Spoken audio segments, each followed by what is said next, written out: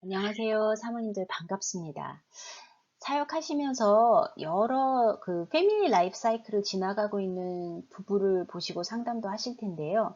가정마다 독특한 이슈 때문에 갈등을 겪죠.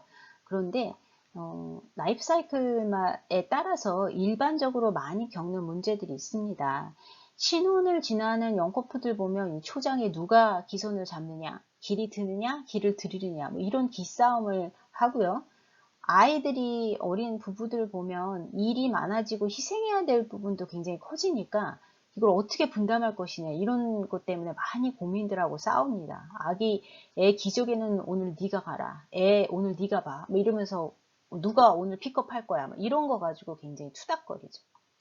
중년기를 지나다 보면 이 갱년기 겪으면서 그냥 뭐 무슨 특별히 싸울 일이 있어 싸우는 게 아니라 그냥 꼴 보기 싫어합니다. 전에는 잘 먹는 남편이 복스럽게 보이는 시절을 지나서요. 이때는 이 식탐 있고 개굴스럽게 먹는다고 구박을 하죠. 이렇게 지나가서 잘 견디다가 노년기가 돼서 싸우면 조금 있다가 왜 싸웠는지 까먹어서 그냥 말 섞는 때가 오긴 온다고 그러시더라고요. 이렇게 부부의 어떤 생활들을 이렇게 지켜볼 때요. 이제 막 결혼하는 사람들한테 어떤 이야기를 해줘야 될까요? 제가 결혼할 때 저희 윗집 아줌마가 저한테 그러시더라고요. 참을인 자 새기면서 할인도 면한다. 이 말씀을 딱 한마디 하고 가시더라고요. 이게 새색 씨한테 참 축복하면서 해줄 얘기는 아닌데 생각하면 지금 전쟁을 겪고 살아남은 어떤 노장의 지혜 뭐 이런 것이 아니었나 뭐 생각도 듭니다. 오늘은 3강인데요. 십자가 앞에 선 부부가 주제입니다. 많은 부부들이 하는 질문들, 싸우기 쉬운 민감한 이슈들에 대해서 같이 한번 생각해 보겠습니다. 자, 먼저 결혼을 살펴볼 때요. 남성성과 여성성에 대해서 한번 살펴보겠습니다. 꽤 민감한 문제를 포함하고 있죠. 여성 상담에서도 잠깐 다루었는데요. 남자와 여자로서 어떻게 창조되었는가 다시 보겠습니다. 먼저 우리가 기억해야 할 것은요. 우리가 창조될 때, 남자와 여자가 창조될 때 관계적인 측면에서나 소명에서나 동등하게 창조되었고요. 조화롭게 만들어졌다는 것을 기억해야 합니다. 창세기 1장 27절, 28절에 보면요. 하나님이 우리를 만드실 때 하나님의 형상대로 사람을 창조하셨죠. 남자와 여자를 창조하십니다. 그리고 그들에게 복을 주시며 하나님이 그들에게 이르시되 상륙하고 번성하여 땅에 충만하라, 땅을 정복하라, 다스리라 이렇게 말씀을 하시죠. 둘 다 하나님의 형상대로 창조됐고요. 주신 복도, 주신 소명도 동등하게 주어졌습니다. 인간이 타락하기 전에 창조 계획 속에서 만들어진 이 상태는 바로 이런 완벽한 상태, 동등과 조화의 상태라는 것을 기억해야 될 필요가 있습니다. 이후에 신약 시대에서도요 보면 갈라디아서에서도 유대인이나 헬라인이나 종이나 자유인이나 남자나 여자나 다 그리스도 안에서 하나라고 강조를 하셨는데요. 실제로 교제에서 소개했듯이 초대 기독교 안에서는 여성의 지위가 당시의 문화적인 여성의 지위, 다른 그 기독교가 아닌 문화적인 로 인정이 되었던 여성의 지위에 비해서는 굉장히 높았던 것으로 알려져 있습니다. 하나님께서 분명히 남성과 여성, 남자와 여자를 창조하셨습니다. 다르게 창조하셨죠. 아메바처럼 세포 분열을 이루게 만드시지 않으셨죠. 그럼 참 세상 사는 게 얼마나 더 간단해졌을까요? 그런데 하나님의 계획은 다른 데 있었습니다. 아담을 만드시고요. 제일 먼저 에덴 동산을 경작하고 지키는 임무를 맡기셨죠. 만물의 이름을 부여하는 엄청난 책임을 맡기셨습니다. 그리고 여자를 만드시기 전에요. 이미 선악과를 따먹지 말라는 말씀도 주십니다. 만물을 돌보는 리더십하고요. 영적인 책임이 이미 주어진 것입니다. 이 말씀을 보면 남자들이 굉장히 독립적이고 과업 중심적인 그 특성이 어디서부터 시작되었는지 알 수 있죠. 분명한 것은 이때 주어진 리더십이 상대를 누르고 착취하라고 주어진 것이 아니라는 겁니다. 하나님께서 주신 세상을 가꾸고 보호하고 지키라는 엄중한 책임이죠. 하나님의 말씀을 정확하게 알고 전하라는 엄중한 영적인 책임을 받게 됩니다. 어떻게 보면 남성의 리더십의 시작이라는 시점에서 볼 때 이 말씀이 중요하다고 볼 수 있습니다. 이 말씀이요, 남자는 밖에서 일하고 여자는 집에서 집안일을 해야 된다, 이런 의미도 아닙니다. 그런 말씀은 없습니다. 그럼 구체적으로 그렇게 말씀하신 적이 없어요, 성경에서. 제가 어떤 사모님이 여자가 나가서 말이야 일을 하니까 잡마켓에서 남자들의 자리를 다 뺏고 있어 막 이러면서 흥분해서 말씀하시는 것을 들은 적이 있어요. 그 순간에 제가 마마 고정하시옵소서, 이 21세기에 여기서 이러시면 아니되옵니다 라고 할 뻔했습니다. 자, 여성이 만들어진 과정을 보면 하나님께서 창조하시면서 모든 것이 보기 좋았다고 말씀하셨다가요, 처음으로 좋지 않다고 말씀하시는 장면이 나옵니다. 사람이 혼자 사는 것이 좋지 않다라고 말씀하시죠. 그러면서 여기서 돕는 배필이 등장합니다. 에스헬이 등장합니다. 전에도 언급했지만 다른 성경 본문에서 하나님 자신의 모습을 에셀로 표현하시죠. 도우시는 하나님. 그래서 하나님의 모습을 여성에게 심으신 겁니다. 돕는 자는 지혜로운 자죠. 똑똑한 사람들이 돕습니다. 웬만하면 남자들은 아내한테서 말싸움에 못 이깁니다. 옛날에 잘못한 것까지 다 기억하고 들춰내면 거의 다 백기 들고 도망가죠. 얼마나 똑똑합니까, 우리가. 그죠? 전에 말씀드린 것처럼 이미 창조 때의 관계라는 컨텍스트에서 태어났기 때문에 여성들이 관계 중심적인 성향이 있는 경우가 많지 않을까, 이런 생각을 제가 했었어요. 가족 상담에서도 공부했지만 여성들이 관계에 강한 편이기 때문에 남편들이 정신 바짝 안 차리면요, 집에서도 왕따 되기 쉽습니다. 자, 이 부분에서 여성과 남성이 다르게 창조되었다는 이 측면을 위계의 문제나 아니면 차별의 문제로 받아들이기 시작하면 사실 본문의 의도를 벗어납니다. 남녀의 창조에 심겨져 있는 원래의 목적, 그 엄청난 비밀에서 벗어난 논쟁이 되기가 굉장히 쉽죠. 굳이 누가 더 낫냐, 뭐 이런 걸 따지자면요, 당연히 우리 입장에서는 여자가 낫죠. 그렇지 않아요? 다시 말씀드리지만 자동차도 나중에 만들어진 모델이 낫습니다. 우리는 어드밴스드 모델이잖아요. 그죠? 하지만 이게 누가 더 낫고 누가 더 위인가의 문제가 아니죠. 이름을 짓고 일을 하는 리더십이 하이어라키의 의미가 아닙니다. 위계의 의미가 아니죠. 위계에서 남자가 위다, 이런 이야기가 아닙니다. 돕는 배필이라고 해서 부속품이나 조수라는 이야기도 아닙니다. 성경의 의미를 잘못 해석하고 잘못 이용하거나 또 잘못 오해하고 있는 거죠. 여성과 남성의 다름을 바라보는 여러 가지 관점들이 있는데요.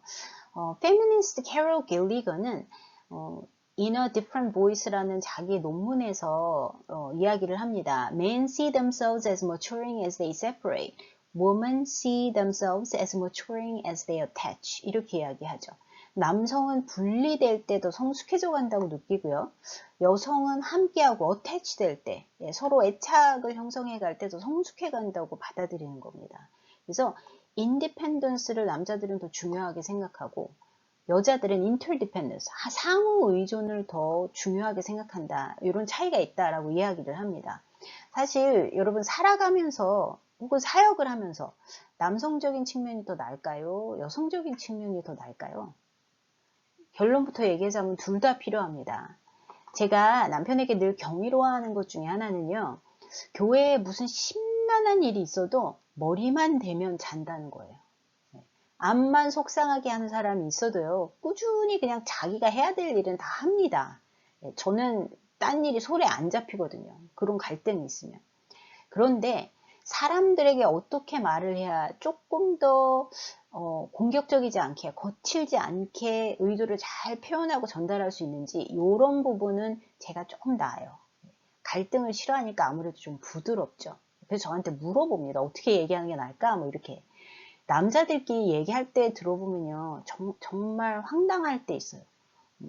집사님, you're so fat. 뭐 이렇게 얘기해요. 왜 이렇게 살쪘어요? 막 이렇게. 그러면요, 대답은 또, no, I'm not. 막 이런데, 이 정도면 괜찮지. 무슨 소리야. 뭐 이렇게 얘기합니다. 팩트에 아주 충실하죠. 그래서 사실은 감정을 돌보는데 서툴기 쉽습니다. 사역에는 분명히 태스크가 중심이 되어야 이 일이 될 때가 있고요.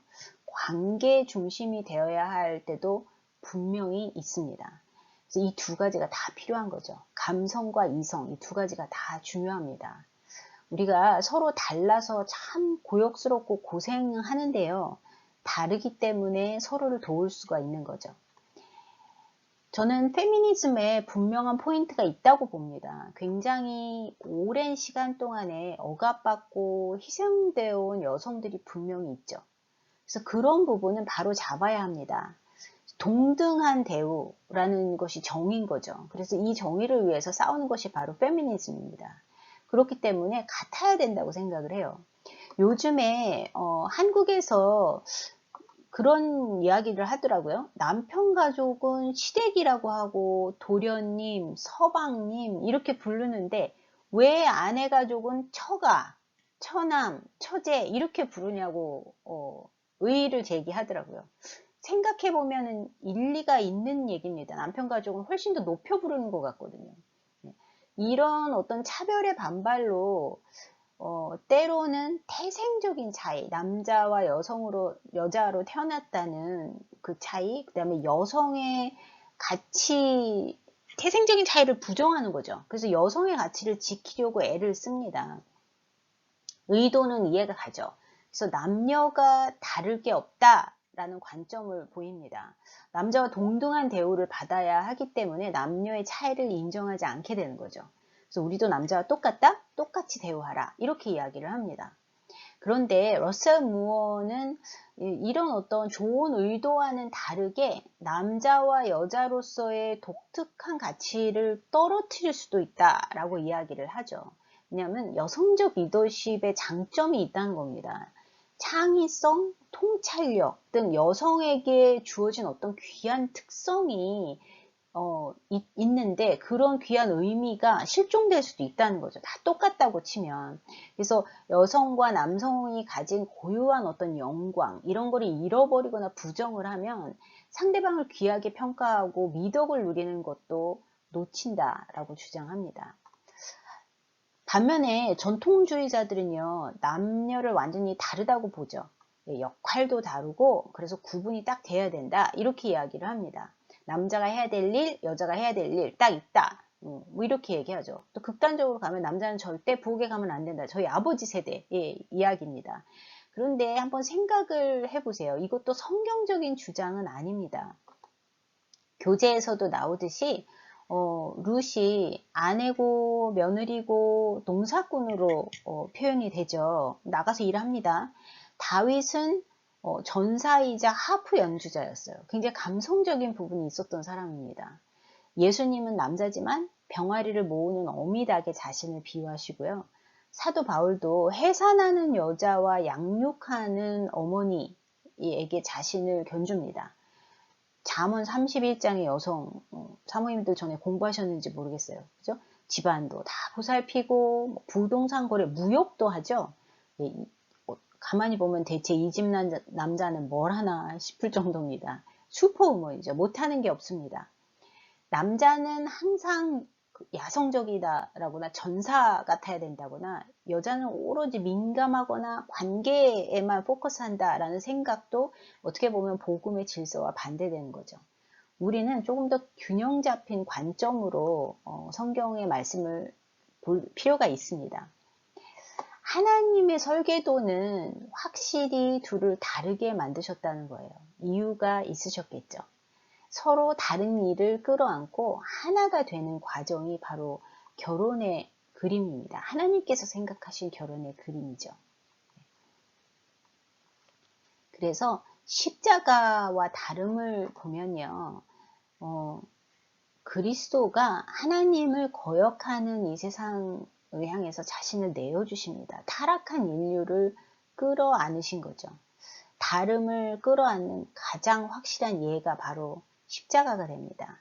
이 그리스도의 삶이 거울처럼 반영되는 것이 바로 결혼의 관계입니다.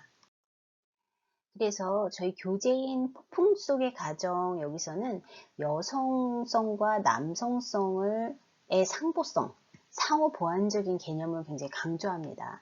남녀는 철저히 다르지만 둘이 모아야 완성이 되는 나머지 반쪽이라는 거죠. 생육하고 번성하라 라는 창조의 그 사명이요, 둘이 모여야 완성이 됩니다. 모두에 의해서 성취가 되죠. 생식 때 수행하는 역할이 다르지만 서로가 없이는 이 명령을 수행할 수가 없습니다. 여자가 돕는 배필인 것이 남자보다 밑에 있어서가 아니라 남자가 단독으로 맡은 사명을 수행을 할 수가 없기 때문이라고 이 저자가 말하죠.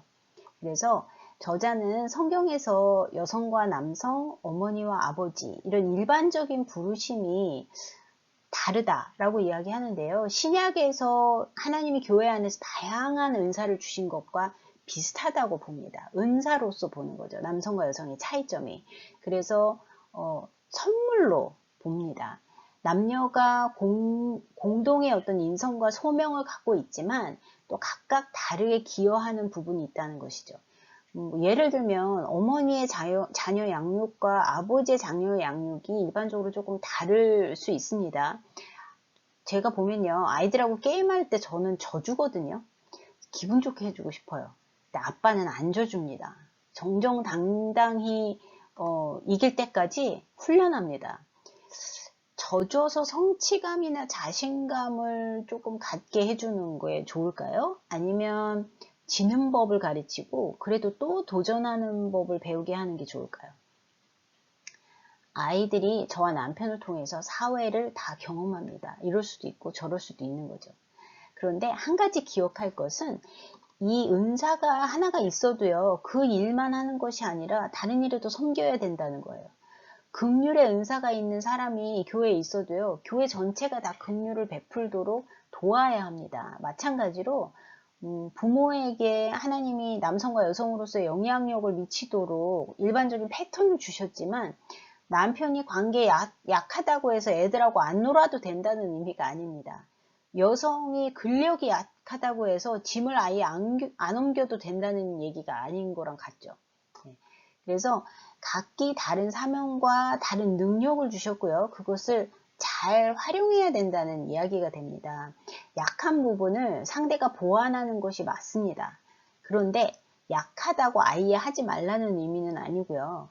스스로도 그 부분에서 자라날 수 있도록, 부족하지만 함께 할 수 있도록 애써야 하죠. 그런데 우리가 이 가정마다 상호 보완성을 살펴보면요, 그 모양은 각기 조금씩 다릅니다. 성경은 리더십과 돕는 배필의 구체적인 모습에 대해서 의도적으로 답을 주질 않았어요. 머리와 돕는 배필이라는 기본적인 역할에는 변화가 있을 수 없지만 결혼 생활 속에서 이게 어떻게 구현이 될지는 합의가 필요합니다. 성경이 본질적인 원칙을 고수하면서도 강론에서는 자유로운 판단을 허용을 하죠. 여성이 집 밖에서 활동하는 건 잘못일까요? 과학자가 되면 이상한 걸까요? 남편이 빨래나 집안을 치우면 이상합니까? 예, 남자는 재정 관리를 해야 되고 여자는 육아를 해야 됩니까? 성경 어디에도 이런 것들, 구체적인 것을 뒷받침하는 언급이 없어요. 그렇죠? 때로는 여성이 나가서 돈을 벌고 브레드 위너가 돼야 될 때도, 상황이 올 때도 있습니다. 남편이 혼자 일을 하고 늦게 들어오면 아내가 집안일을 다 맡아서 하는 게 사실 자연스럽죠. 예, 굉장히 자연스러운 일입니다. 그런데 맞벌이 하는 부부인데 여자로서 집안일을 다 맡아서 하라고 그러면 여자가 못 견디죠. 병납니다. 저희 교회의 한 자매는 자기 아버지가 네 자녀를 다 밤에 기저귀 갈고 울면 이렇게 안고 앉아서 주무시고 그랬다고 그러시더라고요. 그 자매의 아버지를 대하는 그 사랑과 신뢰가 굉장히 지극합니다. 이렇게 남자와 여자가 가족의 기능이라는 테두리 안에서 저마다 가진 은사들을 잘 살펴보아야 되죠. 그래서 같은 팀의 멤버로서 역할을 어떻게 분담해야 될지 잘 생각해 봐야 합니다. 결혼하는 부부들이 있을 때 이 부분에 대해서 이야기하고 의논하도록 도와줄 필요가 있죠. 성경에서 말씀하신 남녀의 역할에 대해 굉장히 불편해하는 분들 있죠. 저도 그 중에 하나였는데요. 딸만 있는 집에서 아들 못 낳았다고 구박받는 어머니를 보면서 자랐고요. 대학 때부터 페미니즘의 영향을 많이 받았습니다. 뭐 무소의 뿔처럼 혼자서 가라 이런 소설에 그냥 푹 빠져서 있었던 때가 있었어요. 그렇다면 우리 젊은 부부들이 에베소서를 어떻게 받아들여야 할까요? 말씀하신 그 머리됨, 여성에게 말씀하신 순종 이런 말씀들을 어떻게 받아들여야 될까요? 저는 에베소서 때문에 시험에 들어서 결혼을 못할 뻔했는데요. 이 부분에 대한 해결책은 예수님이 정하시고 친히 모범을 보여주신 성 역할을 제대로 알고 받아들이는 것이 가장 중요한 스텝이겠죠. 성경에서 말하는 머리됨에는 분명히 반전이 있습니다. 권위를 말하지만 섬기는 권위를 말하고요. 섬기는 리더십을 말합니다. 바로 예수님이 모델이죠. 교회를 위해서 자신을 낮추시고 내어주셨던 예수님처럼 섬기는 것. 제자들의 더러운 발을 씻기셨던 servant leadership을 말합니다. 엄청난 사랑이고 엄청난 책임입니다. 저는 이런 리더십을 갖느니 그냥 순종하면서 사는 게 편하겠다. 뭐 이런 생각도 해봤습니다. 지배권이나 권력이 아니라 책임을 의미합니다. 그런데요, 남자와 여자가 주변 피조물에 대해 지배권을 갖는데 서로에 대한 지배권은 없습니다. 네, 남편과 아버지로서 부르심을 받은 남성들은요, 자신이 미래에 꾸릴 그 가족을 어떤 영적인 방향으로 이끌지 특별한 책임이 주어집니다. 남자가 머리 역할을 한다는 것이요, 자신의 만족을 추구하기 위해 지시할 때가 아닙니다. 가족의 유익을 위해서 자신을 쏟아붓기로 마음먹을 때입니다. 바로 영적인 책임을 다할 때죠. 섬기는 리더됨, 머리됨 이런 경우에는 많은 경우에 연약함으로 보일 수도 있습니다. 바로 십자가도 그렇죠. 예수님이 벌겨벗겨진 채 굉장히 약해 보이는 모습으로 처참하게 돌아가셨죠. 천사가 와서 십자가를 한 바퀴만 돌아서도 간단히 끝날 일인데 연약함을 자처하셨죠. 굉장히 vulnerable하게 자신을 내어주셨습니다. 그것 때문에 우리가 나았죠. 그 연약함 때문에 구원을 받았습니다. 남성에게 요구되는 리더십이 바로 이렇게 자신을 내어주는 것입니다. 자, 그럼 서로 순종하라는 말씀에 이어서 아내들에게 콕 집어서 말씀하신 순종의 의미는 과연 무엇일까요? 하나님께서 남편에게 부여하신 리더십을 인정하고 존중하는 것을 말합니다. 이 섬김의 리더십을 감당할 수 있도록 돕는 겁니다. 함께 춤을 추는데요. 춤에서 리드를 할 수 있도록 그 자리를 내어주는 겁니다. 맡겨주는 거예요. 우리 에베소서에서 아내들이여 자기 남편에게 복종하기를 주께 하듯 하라 라고 말씀하셨는데요. 남편분들이 기억해야 될 것은 이 말씀은 아내들에게 주신 말씀이라는 거예요. 아내들이여 라고 말씀하십니다. 남편들한테 주신 말씀이 아니에요. 남편들이 아내한테 가서 말하라고 주신 게 아닙니다. 그래서 아내와 하나님 사이의 비즈니스입니다. 그래서 아내가 알아서 하게 두세요. 괜히 끼어들었다가는 본전도 못 찾습니다. 아내가 행하는 순종은 아내 쪽에서 주는 선물이지 강요에 의한 의무가 아니라는 겁니다. 에베소서 5장 22절에서 남편에게 복종하기를 주께 하듯 하라 라고 말씀하셨는데요. 이 말씀은 남편을 주님으로 여겨라, 하나님으로 여겨라 이런 의미가 아닙니다. 주께 하듯 하라 라는 말씀은요, 주님을 섬기듯 하라는 겁니다. As a way of serving the Lord예요. 남편에게 순종하라는 말씀에 순종하는 것은 바로 하나님께 순종하는 것이죠. 책에도 그런 예가 나오죠. 세 명이 성관계를 하는 threesome을 하자고 하면 어떻게 하겠냐? 마약을 팔려면 어떻게 하실 거예요? 남편이 학대를 하면 어떻게 해요? 이런 케이스는 다른 얘기죠. 순종은 굴종이 아닙니다. 만약 하나님께 불순종하도록 남편이 강요를 하거나 요구를 하면 어떻게 하시겠어요? 그것 들어주라는 의미가 아니죠. 그때는 형제의 잘못을 바로잡듯이 사랑으로 바로 잡아야 될 필요도 있습니다. 순종은요, 열등함을 의미하지도 않습니다. 예수님이 하나님과 동등하셨잖아요. 그런데 죽기까지 복종하셨죠. 자기를 비워 종의 형체를 가지셔서 저희들과 같이 되셨습니다. 그렇게 하나님께 순종하셨는데요. 이 순종하신 것이 하나님의 뜻에 순종하신 거지 예수님이 열등하다는 의미가 아니죠. 그래서 여성에게 예수님을 닮아가라는 이 말씀이 여성에게 절대 해가 되는 말씀이 아니라는 겁니다.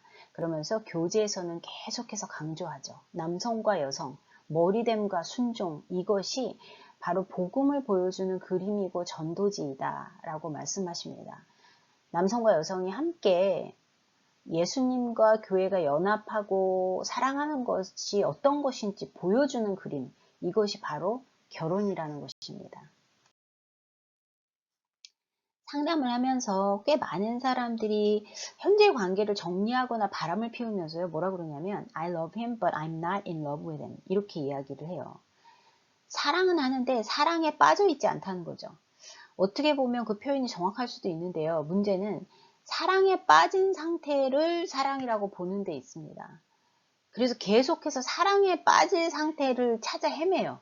제가 한 5, 6년 상담을 계속 하면서 계속 이렇게 5, 6년을 보던 내담자가 한 2, 3주에 한 번씩 계속 남자친구가 바뀌는 경우를 본 적이 있어요. 지켜봤는데 아이가 한 6명 있는데요. 아버지가 다 달라요. 가슴이 두근거리고 막 보고 싶고 같이 있고 싶고 이런 경험들을 보통 하죠. 사랑에 빠지면 그 사랑에 빠진 그 사람 외에는 벽이 다 하얀색이 되는 그런 경험을 합니다. 그런데 사모님들 이런 때를 거쳐서 결혼을 하시고 나서요. 이 두근거림이 얼마나 지속되셨어요. 통계적으로 이런 생리적이거나 화학적인 반응이 보통 6개월 간다고 그러죠. 맥시멈 정말 기적적으로 한 2년 정도라고 봅니다. 가슴이 계속 뛰는 것은 정상이 아닙니다. 건강에 안 좋아요. 그런데 로맨스를 결혼의 기준으로 삼는 시대에 살면서 이런 로맨틱한 기분이 사라지면 뭔가 잘못된 것이라고 생각을 하죠. 그래서 다른 운명의 상대를 만나야 할 것 같은 생각에 사로잡힙니다. 그런데 이 사랑에 빠진 상태가 사랑이 아닌 거죠. 정신이 나간 상태인 거죠. 콩깍지 때문에 현실감이 떨어지는 상태입니다. 진짜 사랑은 그 다음부터 계속되죠. 성경적인 결혼의 관계를 생각할 때 정말 중요하지만 현대에서 그 의미가 희석돼 가고 있는 것이 바로 이 언약의 개념입니다. 감정 위에 세워진 것이 아니라 약속 위에 세워진 것이 결혼이라는 거죠. 감정으로도 시작이 감정으로 시작은 되죠. 그런데 언약 위에서 성숙해지고 단단해지고 깊어지는 관계가 바로 결혼입니다. 성경에서 하나님과 하나님 백성 간의 관계는 바로 하나님의 언약 위에서 세워지죠. 이 언약이 관계를 형성합니다. 인간에게 주셨던 하나님의 약속은 하나님 쪽에서의 전적인 은혜와 사랑으로 이루어지는데요. 사람들이 약속을 받을 만해서 받은 적은 한 번도 없습니다.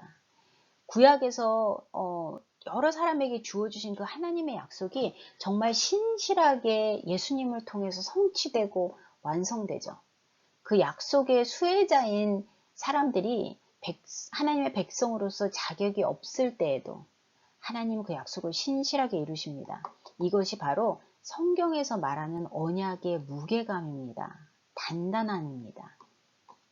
그래서 바로 결혼이 이 무게감을 지닌 언약으로 시작된다는 거죠. 충실성과 영속성에 대한 맹세입니다. 다른 데 안 쳐다보고 당신에게 충실하겠다는 약속이고요. 그것을 평생 하겠다는 다짐입니다.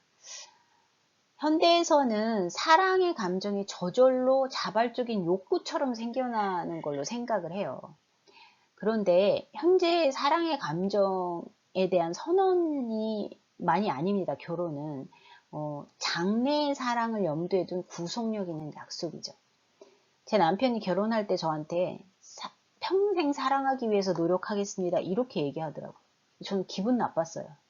내가 노력을 해야 사랑할 수 있는 사람이라는 거예요, 지금? 이런 생각이 들더라고요. 근데 성견지명이 있었던 거죠, 남편이.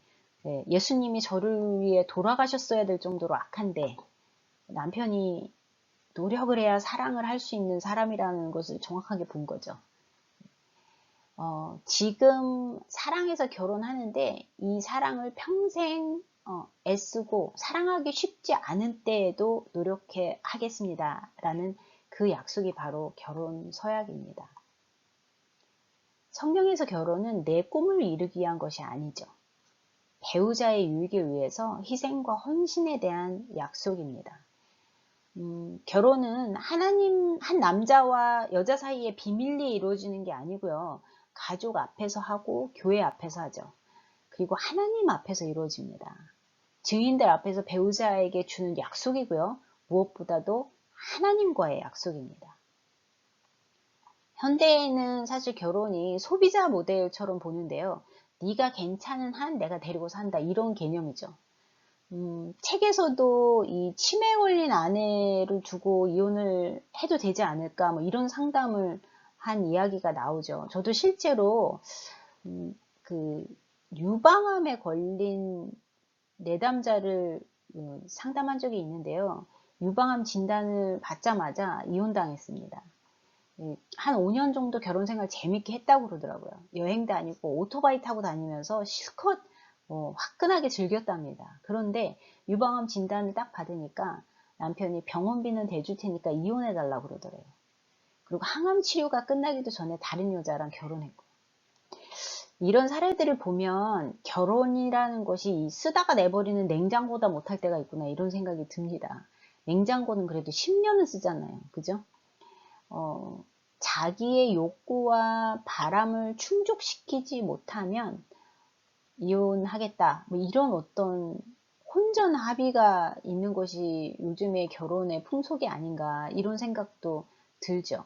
그런데 여러분, 이혼의 가능성을 열어둔다면 이혼할 이유를 찾는 건 쉽습니다. 왜냐하면 배우자가 우리의 기대를 충족시키지 못할 것이 분명하기 때문에 그럽니다. 근데 러셀 무어가 책에서 그런 이야기를 하죠. 예수님께서도 자기를 더 이상 알아보지 못하는 신부가 있었다고 이렇게 이야기를 합니다. 자신이 누구인지 잊어버리고 예수님 부인하죠. 그래서 예수님 곁을 떠나서 옛 생활로 돌아갑니다. 그런데 그 이혼도 안 하시고 떠나지도 않으신 예수님에 대해서 이야기하면서 처음과 같은 모습으로 다시 찾아가시고 제자들 곁에서 함께 하셨다고 이야기를 하죠. 신부를 위해서 해골 골짜기와 수월의 골짜기까지 그 너머까지 바로 가신 분이 예수님이죠. 바로 결혼은 이를 반영하기 위한 것입니다. 결혼을 그래서 준비할 때 그런 이야기를 하죠. 러셀 무어는 짝을 선택할 때요. 지혜로운 방법이 신혼여행을 상상하는 것이 아니라 호스피스 병동에서 침상을 지키는 상대의 모습을 그려보라는 것. 그것이 굉장히 지혜로운 조언이었던 것 같아요. 제가 부부 상담을 공부할 때 한 상담자가 자기 사무실에 걸어놨던 문구를 이야기를 하더라고요. 그분은 뭐라고 그러냐면 사랑이 결혼을 유지하는 것이 아니라 결혼이 사랑을 유지한다. 이런 문구를 방에다 걸어놨더라고요. 약속이 사랑을 지킵니다. 네. 사랑이 약속을 지키는 게 아니에요. 팀 켈러 목사님께서 그 책에서 그리스 신화를 하나 소개하셨는데요. 사이렌 섬을 지나가는 항해를 하는 율리시스에 대한 이야기를 합니다. 사이렌 섬을 지나갈 때 사이렌이라는 건 ним프가 살고 있는 섬이죠. 근데 그 노래를 일단 들으면 사람이 완전히 미치죠. 그래서 그 ним프에게 다가가기 위해서 바닷속에 자기의 몸을 던지기도 합니다. 죽기도 하는 거예요. 그런데 그 소리가, 그 노래 소리가 굉장히 일시적이어서 목소리가 들리는 거리를 벗어나면 정상이 됩니다. 그래서 율리시스가 그 항해를 하면서요, 이야기를 듣고 선원들에게 다 밀랍으로 귀를 이렇게 딱 막으라고 지시를 하죠. 그러면서 자기는 돛대에다 스스로를 꽁꽁 묻습니다. 그러면서 무슨 소리를 지르든 무시하고 그 선원들 보고 앞만 보고 가라고, 네, 그렇게 지시를 내리죠. 그래서 율리시스가 막 몸부림을 치면서 자기를 풀어달라고 그럴 때 선원들이 듣지 못하고 계속 앞으로 갑니다. 그래서 그 항해가 무사히 맞춰지는 그런 이야기가 있죠. 우리는 우리를 돛대에 꽁꽁 묶어야 삽니다. 하나님의 말씀에 묶어야지 세상의 유혹 속에서 벗어날 수 있고요. 하나님 앞에서 한 언약에 우리를 묶어야 결혼을 지켜나갈 수 있습니다. 구할 때나 가난할 때나 슬플 때나 기쁠 때나 아플 때나 건강할 때나 검은 머리 팥불이 될 때까지 함께하고 사랑하고 섬기겠다고 약속하셨죠. 그 언약을 기억하고 오랜 시간 견디는 진짜 사랑, 이것을 갖고 가는 우리 가정이 되길 축복합니다. 그리고 그런 가정들을 세워가도록 부부를 격려하고 돕는 귀한 사역을 잘 감당하시기를 기도합니다.